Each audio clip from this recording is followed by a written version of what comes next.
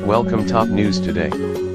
Picture MANDEL NGANAFPGetty images. President Donald Trump has come under further scrutiny for the lack of emotion he has displayed towards the victims of the Parkland shooting earlier this week. An image of the cards he was given to read for a listening session with students and teachers at the White House showcased a fundamental lack of empathy towards the individuals and the delicate subject matter. In addition to this, it has also emerged what Trump directly said to one of the victims during a phone call to her hospital room last week.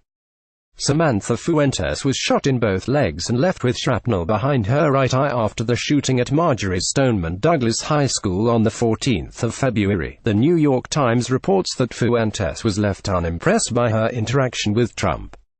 He said he heard that I was a big fan of his, and then he said, "I'm a big fan of yours too." I'm pretty sure he made that up. Talking to the president, "I've never been so unimpressed by a person in my life. He didn't make me feel better in the slightest."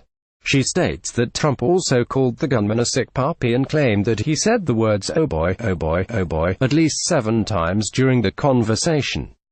One of her fellow students at Stoneman Douglas, Samuel Seif, spoke at the White House on Wednesday and was also critical of how the president conducted himself in the presence. The 18-year-old chose to point out to the New York Times that the "I hear you" note on Trump's card served as a true reflection of the president's character. "Everything I said was directly from the heart, and he had to write down, 'I hear you.' Half the time during that meeting, his arms were crossed. I kept wanting to say, 'Mr.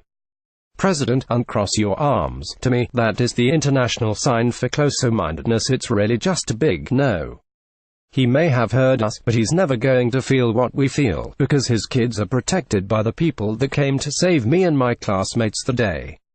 This wasn't the case for everyone who attended the session at the White House earlier this week. Andrew Pollock, whose daughter Meadow was killed during the attack, had a different opinion of Trump after the meeting and felt that he cared. "He showed us nothing but love. The guy really cared, you know. He flew us in, he had a bus waiting for us, he made time for us. He took pictures of my daughter that we brought, and he said he was going to look at it every day. He's a regular guy. I wouldn't have been there if I didn't think he cared." New York Times. More. Trump spent just 35 minutes visiting only 2 Florida shooting victims.